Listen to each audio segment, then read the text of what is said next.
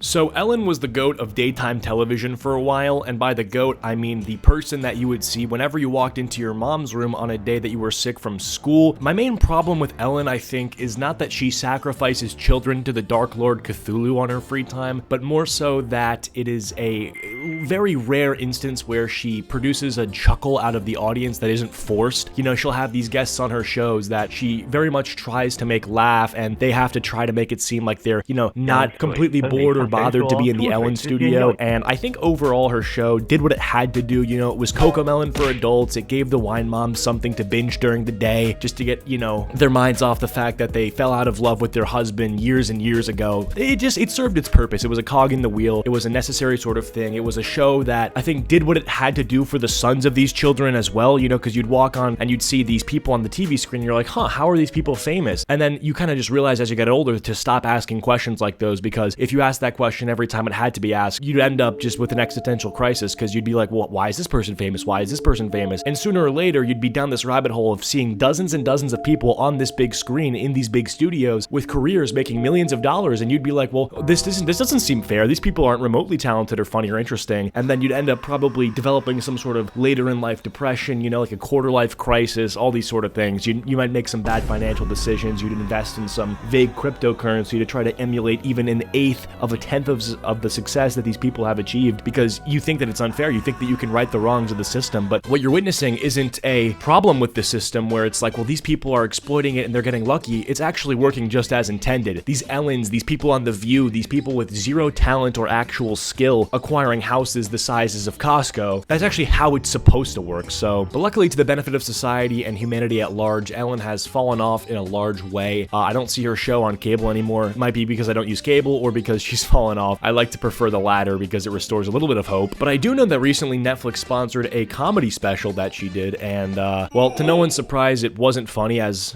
I don't know why anyone thought it would be, but it's kind of revoked the Ellen question of what exactly is this person's role in the entertainment sphere / echo chamber. We already have all these people that are molesting children and, you know, pushing nonsense slop onto, you know, middle-aged women on Facebook. It's like, why is Ellen specifically the one that we have here? You know, why can't we replace her with someone else? But anyway, I saw this video on my recommended called Ellen Just Tried to Make a Comeback, It's Not Going Well by Sunny V2, and you know how this goes. We're just gonna watch this Sunny V2 video, and yeah, let's get this bread. Ellen's trying to make a comeback with her new stand-up special, although its reviews have mostly been terrible. She spends most of the special responding to her being kicked out of showbiz, which began when someone posted just one single tweet. Right now, we all need a little kindness, you know, like Ellen DeGeneres always talks about. She's also notoriously one of the meanest people alive. Respond to this with the most insane stories you've heard about Ellen being mean. Now, this is actually such a common phenomenon that we've been highlighting on the channel for a long time now, which is that these people who have this polished image, especially the ones who specifically brand themselves around kindness and being a good person, right? They're always the ones who are seen with their hands in the cookie jar, you know what I'm saying? And by hand in the cookie jar, I usually mean hand on a child, right? That's sort of the general thing that we see time and time again with no signs of changing. Now, Ellen, obviously, when I say the child thing, I'm joking. It's a little hyperbolic. We like to do a little satire on this channel, but I think what I mean when I say that is that it's a lot of the time the people with the most, you know, veneer white cheek-to-cheek smiles on the posters of their show, and the people who are always laughing and smiling at nothing, and it's menial nonsense, but it's meant to make you feel good. They're always the ones who behind the scenes are mistreating people who work for them. They're literally spitting on the people who park their Rolls-Royce Phantoms in the garage. They're the ones who, if their medium rare Wagyu steak is served to them a little bit colder than it should be, they're threatening to seize all of their family's assets and deport their uncle who has overstayed his visa, you know? It's this sort of off-camera elitism that basically gives these people this sense that they can treat anyone who's below them as subhuman depth grovelers. This happens so often in like Hollywood and stuff like this. These people who a lot of the times are loved and stuff like that they're mistreating people because of a slight minor inconvenience. We're talking like a slight wardrobe malfunction is causing threats of mass harm. These people who use phrases like, "Do you know who I am?" or "You would be nothing without me," very often. And you know, I mistreat my editor quite a bit. When my editor's late, I like to, you know, threaten threaten him with bodily harm and stuff like that. You know, it's pretty standard, but I think when Ellen does it, it's different because everyone knows that I'm a piece of shit, whereas Ellen is sort of this widely skepticized person. Like, people are kind of, you know, sniffing some bullshit from her, but I think there's too many people who, for some reason, are still getting high on Ellen's supply. The tweet posted in March 2020 received bad enough replies to begin Ellen's downfall. I worked at Real Food Daily, served her and Portia a brunch. She wrote a letter to the owner and complained about my chipped nail polish, not that it was on her plate, but just that it was on my hand. I worked till closing the night before, and this was the next morn. Almost got me fired. The nail polish story was so unbelievable, the person who wrote it went on Inside Edition. This former waitress claims she was threatened with a 2-week suspension after Ellen DeGeneres complained about, of all things, her chipped fingernail polish. I remember just being like, really? But the stories shared back on Twitter were only getting worse. I once worked at Warner Brothers. One day I was in the elevator and Ellen and her entourage came in. Naturally, I held it for her and asked her what floor she was getting on. Her assistant answered 3rd floor. 30 minutes later, I got a call from my boss saying I was fired because I was harassing her. Right. And that makes a lot of sense. Like, if you're Ellen, if any sort of person who has no status tries to talk to you, what you have to do is get on the phone with your network and basically have your network rain hell upon those who have less than you, which is pretty standard. And I think this is kind of an underreaction as far as the Ellen scale goes, because we have like a sort of natural, very common, oh, you're fired because you looked at me a certain way response. But, you know, if Ellen was really having a bad day, we're talking like trained assassins with lasers pointed to this person's family and loved ones because of the fact that, you know, she was glared at or something like that. I think it's a very common thing where these sort of like mean Hollywood people, where they basically act like Hitler. And it's not in a way that even Hitler would behave. It's Hitlerian in a sense that it's very totalitarian, very like, boom, like you're done, like instantly sort of behavior. There's this level of entitlement that it's sort of what I was trying to say earlier with the do you know who I am mentality, where it's not just Ellen expecting people to know who she is and sort of treat her with this level of undeserved respect, but also this pre-installed knowledge of everything she likes. You didn't know that I'm on the 103rd floor and not the 102nd floor? You're blackballed. We've also found your son who's deathly allergic to peanuts and submerged his head into a pond of Skippy. Oh, we were ordering Chinese food and you didn't know that I like white rice instead of brown rice? It's okay, it's okay. Everyone makes mistakes. And the person is convinced that they don't want to worry about it, so they walk away, and as they're walking away, they walk into a fucking landmine placed there by Ellen as she's cackling maniacally, and the crowd is cheering. That's her cue to walk on stage as she's literally just she's blown someone up behind the scenes. There's a dismembered body behind the scenes. There's like little bits of flesh literally behind the set of Ellen, all because this person asked what floor Ellen wants to be on. Asked her what floor she was getting on. Her assistant answered 3rd floor. 30 minutes later, I got a call from my boss saying I was fired because I was harassing her. An old friend worked on her a lot and smiled and said good afternoon to her one day, and she became unhinged. Who do you think you are? You don't look at me, yada yada. She said Portia was with her and seemed embarrassed and tried to calm her down. Has forever changed my opinion of her. The responses went on and on and on, all of which being compared to Ellen's classic catchphrase. I always end each show by saying be kind to one another. Audience member Dana DiMatteo then went public with her degrading experience on the show. They tell you, you know, you can't be smarter, funnier than Ellen. She's the comedian and the star, not you. Don't be funnier than Ellen. That's gonna be hard considering she's not that funny to begin with. Yeah, that's sort of the thing too, where it's like if you're Ellen and you're sort of a novice in the comedy, you're a white belt, and then someone comes on there with even like a smidgen of more humor than you, it's kind of not hard to outshine them, you know? That's like putting a kid with one leg who just learned how to walk, who also can't walk because he has one leg, against a 40-yard dash against Usain Bolt. And it's like, even if Usain Bolt is going easy on him, it's impossible for Usain to lose because the kid can't walk, right? So it's like if you're putting someone in, you know, with a sort of basic idea of what's funny and what's not in the same room as Ellen, and you're telling them not to be smarter or funnier than Ellen, that's just not gonna work. You know, you're in a lose-lose scenario. The only way to make this even, you know, somehow work is to manipulate the audience to laugh only at Ellen and to not laugh at the guest, right? And you're sort of doing a bit of psychological manipulation to think, you know, the viewers, they're thinking that, oh, okay, well, the crowd's laughing at Ellen, surely she's being funny. I might have a mental issue for not being in that same consensus with the crowd because I'm not laughing. I'm actually deeply bored and not entertained by what I'm watching. And I'm not just saying this because I think Ellen's not funny. I'm saying this because I know for a fact Ellen has never, outside of the force scenarios where the crowd is being paid by, like, on an hourly salary to chuckle, successfully made another human authentically laugh ever.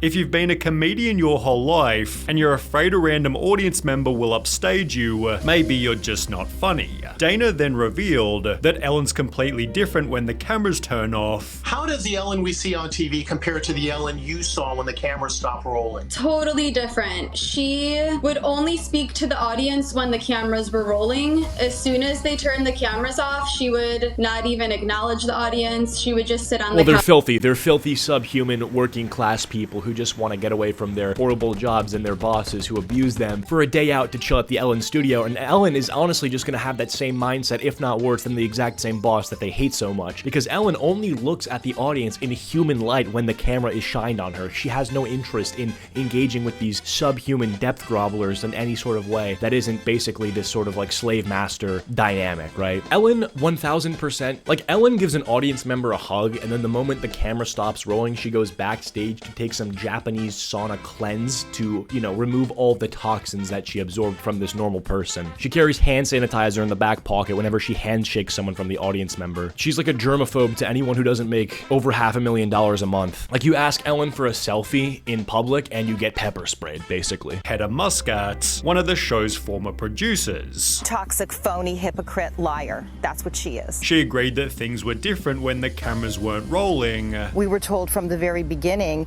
don't talk to Ellen, don't do this, you can't, you know, go into her office. It was very nerve-wracking, very stressful. We all walked on eggshells all the time. And after the show's DJ also said the same, BuzzFeed launched their own investigation, interviewing a further 11 former employees. They were fired after taking medical leave or bereavement days to attend family funerals. One employee who claimed she was fed up with comments about her race essentially walked off the job. And it was a similar experience when I worked at Ellen, actually. It's so funny they're bringing this up. So when I was working on Ellen, I was a set production employee, and I remember one time I had farted by accident, and they basically used fire, and they fire extinguished the entire set and made me rebuild a new one from scratch. And then also after I did that, they waterboarded me and basically said, get the fuck out of here. We never want to see you again. And they trespassed me. So it was kind of a similar experience. And we're looking here, they were fired taking medical leave or bereavement days to attend family funerals. One employee who claims she was fed up with comments about her race essentially walked off the job. And you know, Ellen would do that. You know, you'd think that because of the way she's portrayed that she would be above these sort of lowbrow racial comments and these sort of slights against people, like, oh, like your hair, it looks unprofessional, that sort of thing that you would probably say to a black woman with her natural hair. You'd think that she would be above that, but in the reality is she's not above that at all. It's very standard, very par for the course for her to say something like that. She's kind of a Nazi. That's the way that I see it. Is she's very fascistic in the way that she runs her show. Everything to a T, to the gesture, to the laugh, to the script. It's all very planned, and if you do anything such as farting or burping, which would veer from the script, you're having a bullet piercing your cranium,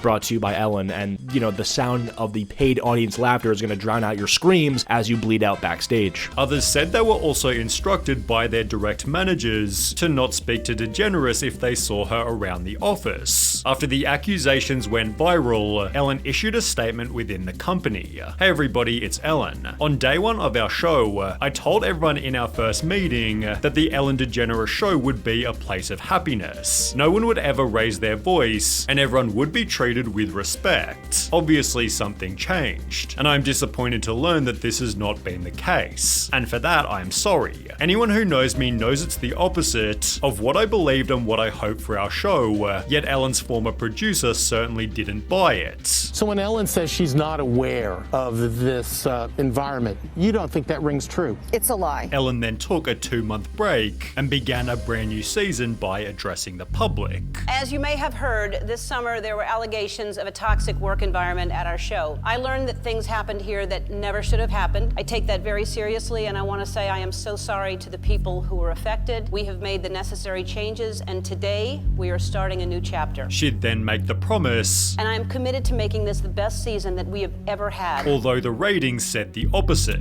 That I can't imagine why the ratings for a show that was barely entertaining are tanking, now that the one sort of thing you could have clinged on to the show, which was its positivity and its feel-good sentiment, happened to not be true. When you have a show that in itself is sort of substanceless and only thrives off the fact of like its forced laughter, its forced positivity, and you have, you know, high-profile celebrity guests and gossip and slop right before extra that your mom drunkenly stumbles into, is somehow declining after people realize that it's not all that. You know, it's kind of, I don't really know how this could even happen. I'm kind of shocked, I would even say. But I mean, even looking at this chart, it's not even this steep decline that you would even think. It's sort of a narrow, gradual, like, oh yeah, I don't really fuck with this. It's like a slow burner, and I don't really know what this scatter plot really means. I don't know how to interpret data. I'm a very low IQ simian, apish Neanderthal, so if someone could extrapolate, interpret this data for me down in the comments below, that'd be much appreciated. A thorough analysis can be, you know, written in the comments below. I won't read it, but for those who want to, please, I have no idea what this means. It looks like it's kind of downward, I guess. Yeah. Ellen DeGeneres loses 1 million viewers after apologies for toxic workplace. It explained that Ellen had been averaging 1.5 million viewers over the last 6 months, down from 2.6 million in the same period last year. The show's loss of more than 1 million viewers translates to a 43% decline, representing a steeper drop than any of its competitors. As a result, Ellen made the announcement, I am announcing that next season, season 19, is going to be my last season. adding in The Hollywood Reporter, as great as this show is, and as fun as it is, it's just not a challenge anymore. I need something new to challenge me, with her being exposed also clearly having an impact. She'd state the expose destroyed me, honestly. I'd be lying if I said it didn't. And it makes me really sad that there's so much joy out there from negativity. It's a culture now where there are just mean people, and it's so foreign to me that people get joy out of that. These mean people responded, stating, even without the controversy, the show hasn't been fun and genuine for years. It may have never been, but at least it seemed like it. But Ellen is tired of it all, and she's lousy at hiding it now. No more dancing by her, no monologue half the time, bad jokes that are dragged out way too long, tons of old show clips, tons of self-promotion, and again— Do you guys remember when she wrote a check to Bill Gates for $25,000 and the audience clapped for it? I just can't.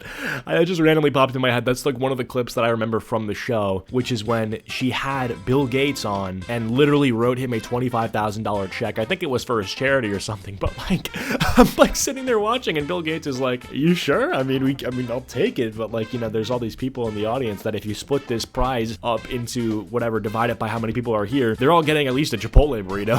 I mean, it was so crazy. I don't know how people don't talk about that one enough, because that one's classic as well. And this one I've seen resurface now is she has Diddy on the show, and there's a couch with children on it. I think there's like 10 kids there. I think they have cancer. It might be a Make-A-Wish sort of thing. And she surprises them with Diddy. That's a real thing, is Diddy pops out from behind the stage and he walks out and he's like, "It's me, Diddy." And the kids, they flock to him, and he's so happy to see the kids. They're happy to see him, and it's just a very deeply disturbing thing now that we know of the fucking shit that Diddy's done. And it's like, I don't even know. Of course it would be Ellen, right? Like, it would be the Ellen show to have a clip like that happen on it, you know?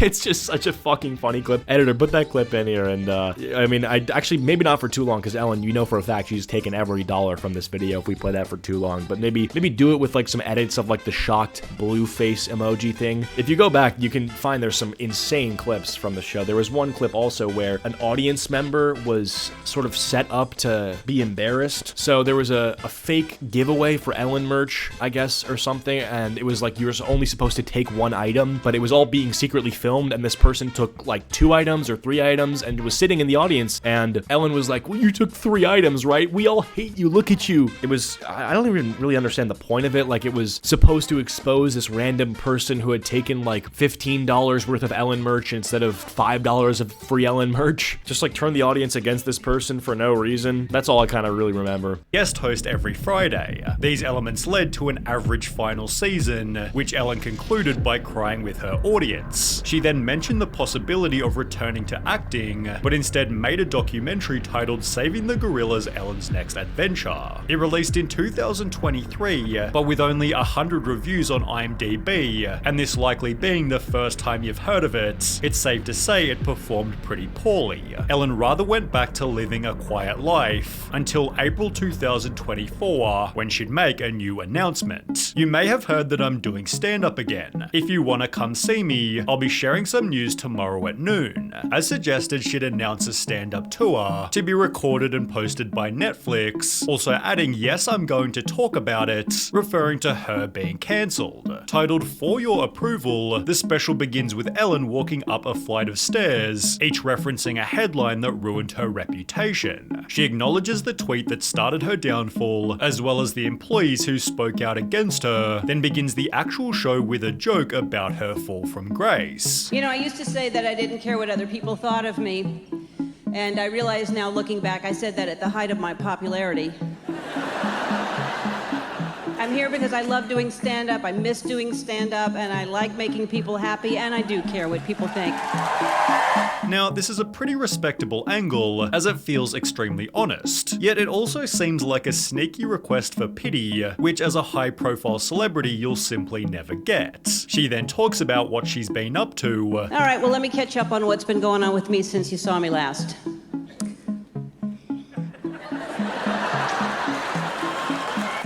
Oh yeah, I got kicked out of show business. Yeah, I don't know. I've noticed that there's sometimes a thing that comedians do. Like, you can always pause for laughter when it's appropriate. Like, there's a certain pause, obviously very valuable comedic tool, but when it's like, I'm gonna make a statement that has sort of no buildup or ties into another joke. It's not a callback. It's not like a funny thing where you can insert the pause thing in your head. I mean, with this one, it's like, oh, what have I been doing lately? And I guess like the pause is supposed to make you think it's like, oh, nothing because I got canceled, but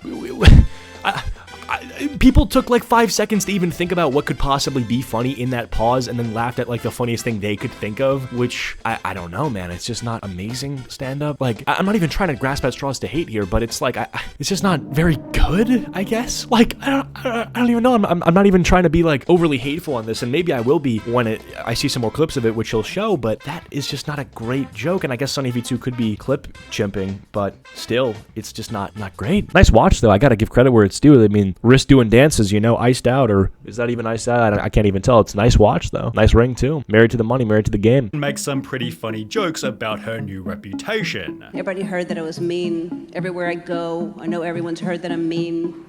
I know when I walk into a restaurant, people are watching, waiting to see if I'll be mean. Oh, look, she's reaching for butter. I thought she was gonna hit somebody. On the contrary, there are some pretty out-of-touch segments. For example, her joking about her car features, which you'd clearly only find in a luxury vehicle. Then there's that one, that button that inflates the back of the seat, you know, the one that makes you feel like you're getting spooned by a pregnant woman.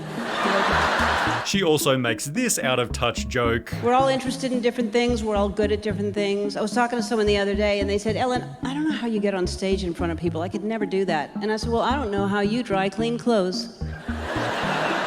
But as an overall, the special isn't terrible. Its audience rating of 5.4 stars feels fairly accurate, although as you might expect, simply because it's Ellen, the articles written about it have been pretty brutal. Ellen DeGeneres' unfunny Netflix special leaves so much unsaid. Ellen DeGeneres lets herself off the hook in self-indulgent Netflix special. Ellen DeGeneres is unapologetic, unrelatable, and totally insufferable in her new Netflix special. Wow. They'd write, the problem with these headlines are just fucking eating her alive, man. And as much as I think maybe earlier on in her career when, again, the sacrificing children stuff was happening, she probably deserved it, and there had to be headlines written about her bad behavior as people were coming out with their stories and saying how horrible it was to work there and that they were being berated and called the N-word every single day. I would say that was probably necessary, but I don't necessarily like the fact that we can't just look at a bad Netflix comedy special and be like, that's a bad Netflix comedy special. I think for some reasons, you know, it makes sense that you want to tie it back to old headlines and stuff like that, but I mean, if the special's not good, I think you can just say the special's not good. I think you can just be like, wow, Ellen came back after all this time and she's had years to cook and this is all she had. I mean, there's clearly a reason why she is not welcome in this business, and it's not necessarily because she's mean, but because she's very unfunny. It's very plain. It's very average. 5.4 stars. That's a 54%. Is that even a pass? It's like barely passing. So I think, you know, with stuff like this, you can just ridicule the comedy for being bad comedy. You don't have to tie it back to all these these things as to her previous controversies. And, you know, when people, these headlines, these tabloids, they're like, so much was left unsaid. We're demanding answers, Ellen. Speak for us. It's like,